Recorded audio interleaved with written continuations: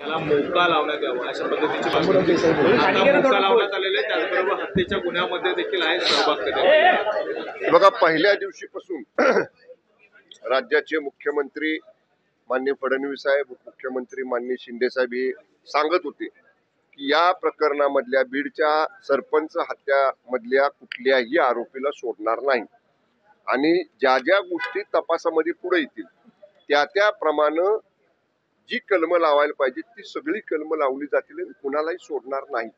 काल देखील माननीय मुख्यमंत्री फडणवीस साहेबांनी स्थानिक अधिकाऱ्यांच्या बरोबर सीआयडीच्या अधिकाऱ्यांच्या बरोबर फोनवरून संपर्क साधला आणि या प्रकरणात कोणालाही स्पेअर करू नका असे सक्त आदेश काल माननीय सीएम साहेबांनी दिले होते। मला आता मोका लावला का नाही त्याची आता माहिती नाही, मी बाहेर होतो, पण जर तो मोका लावला गेला असेल तर मी म्हणतोय तसं माननीय मुख्यमंत्री महोदय आणि उपमुख्यमंत्री महोदयांनी पहिल्या दिवशीपासून जी भूमिका घेतली होती की कठोर कारवाई केली जाईल आणि कुणालाही सोडलं जाणार नाही। त्याप्रमाणे जे जे कोणी ह्याच्यात थेट किंवा अप्रत्यक्ष जे कोणाचा सहभाग असेल त्यातला एकही माणूस सुटणार नाही किंवा सोडला जाणार नाही, ही सरकारची भूमिका आहे। अत्यंत जवळचे यांच्या बंधूंनी काल आंदोलन केलं होतं, एसआयटी मध्ये आता बदल करण्यात आलेला आहे, मुक्का लावण्यात आलेला आहे, पण विरोधक आरोप करतात की फडणवीस आणि वाल्मिक कराड यांचे संबंध काय, विशेषतः संजय राऊत राजकारण होते का प्रकरणात? संजय राऊतांना बरं का, संजय राऊत काय बोलतात त्याच्याकडे आम्ही गांभीर्याने बघत नाही। तुम्ही बघा, गेल्या 2.5-3 वर्षापासून जे संजय राऊत बोलतात त्यातली एकही गोष्ट कधी आजपर्यंत खरी ठरलेली नाही। आता सगळ्या आरोपींना अटक केली, त्यांना कलम लावली, त्यांना मोका लावला, त्यांची आता एसआयटीतल्या काही कर्मचाऱ्यांच्या अधिकाऱ्यांच्या बद्दल तक्रार होती तर त्याच्यामध्ये फेरबदल केला। म्हणजे पारदर्शकपणानं या सगळ्या कुणाच्या प्रकरणाचा तपास शासन करतंय, पोलीस करतायत आणि आपल्याला सुद्धा सगळ्यांना माहिती आहे महाराष्ट्र पोलिसांची खासियत आहे, महाराष्ट्र पोलिसांचा नावलौकिक आहे। कुठल्याही प्रकरणात कितीही शातीर जरी असला कुणी आरोपी तरी त्याला शोधून काढणं ही महाराष्ट्र पोलिसांचा नावलौकिक आहे।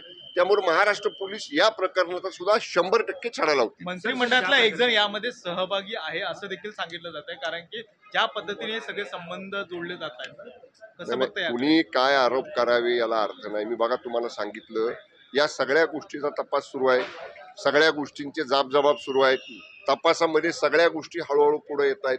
त्यामुळे आता तपास होऊ देत ना, जोपर्यंत तपासी अधिकाऱ्यांचा सीआयडी असेल, एसआयटी असेल किंवा न्यायालयीन तपास यंत्रणा असतील यांचा जोपर्यंत निष्कर्ष येत नाही तपासाचा, त्या तपासातनं ज्या गोष्टी पुढे आल्यात त्या जोपर्यंत पुढे समोर येत नाहीत तोपर्यंत काही निष्कर्ष बाहेरच्या माणसाने आपण काढणं योग्य नाही।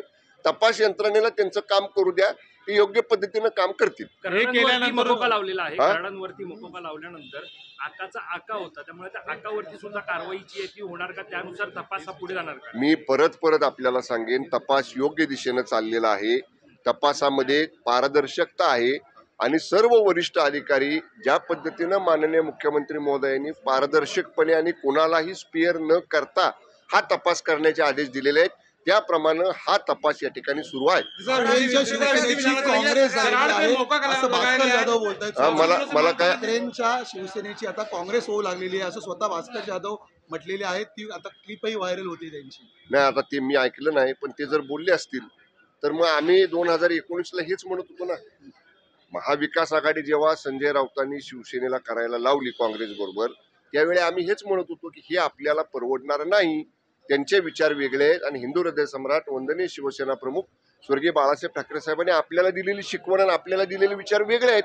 त्यावेळी आमचं ऐकलं गेलं नाही। माननीय भास्कर जाधव साहेबांना त्याचा प्रत्यय आता आला आणि तो आल्यानंतर ते बोलायला लागले, त्यांच्या बोलण्यात काही चुकीचं नाही, योग्य आहे।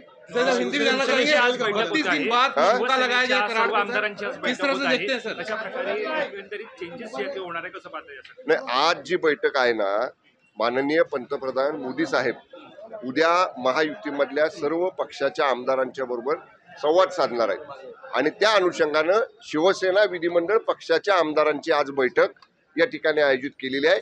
त्यामुळं माननीय पंतप्रधान महोदय महायुतीच्या आमदारांना पुढच्या कालावधीसाठी जो काही आदेश देतील, जो काही कार्यक्रम देतील किंवा कशा पद्धतीनं काम करावं, लोकांच्याशी कशा पद्धतीनं लोकांच्यापर्यंत पोहोचावं, विकासाच्या योजना केंद्राच्या आहेत, राज्याच्या आहेत, त्या कशा जास्तीत जास्त लोकांच्यापर्यंत न्याव्यात, ज्या गोष्टी माननीय पंतप्रधान महोदय उद्या मान्य आमदारांच्या बैठकीमध्ये सांगतील त्याचं पालन करणं, त्याची अंमलबजावणी करणं याच्यासाठी आज शिवसेना विधिमंडळ पक्षाच्या आमदारांची बैठक आहे. धन्यवाद. धन्यवाद.